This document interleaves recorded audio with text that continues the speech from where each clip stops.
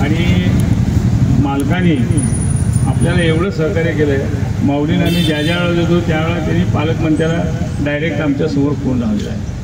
Even आम्ही काल जाण्याच्या पूर्वी आदल्या दिवशी देखील मालकाकडे गेलो होतो. त्यांनी ताबडतोब दादाला फोन लावला, हे लोक येणार आहेत तुमच्याकडे उद्या, तुम्ही पुण्यात आहेत ना?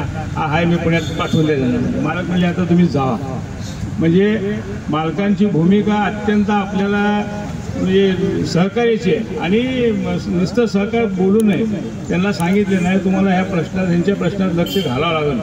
आणि मग मालकाने आम्हाला सांगितलं की तुम्ही एवढं मोठं निवेदन देण्यापेक्षा एक ते तर द्या, पण एक शॉर्ट करा. त्यांच्या सगळ्यांनी आम्ही ते शॉर्ट केलं आणि ते इतकं उपयोगाला आलेलं आहे. आणि काल आम्हाला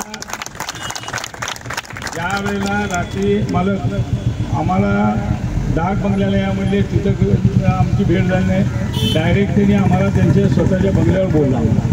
आणि दैवाची कृपा, सिद्धरामेश्वरचा आशीर्वाद, आम्ही फक्त 5 जण होतो.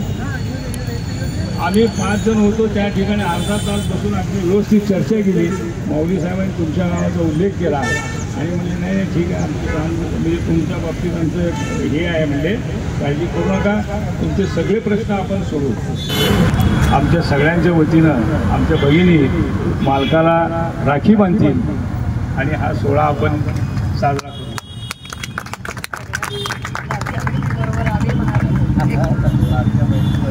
हॅलो, सर्व शहरातील किंवा सर्व राज्यातील लाडक्या बहिणीबरोबर आम्ही पण महानगरपालिकेतील 35-40 वर्ष नोकरी केलेल्या लाडक्या बहिणी आहोत. आणि आमचा त्यांनी उचित मान ठेवला म्हणून आम्ही रक्षाबंधनाचं औचित्य साधून आपल्या सर्वांतर्फे मी त्यांना राखी बांधले.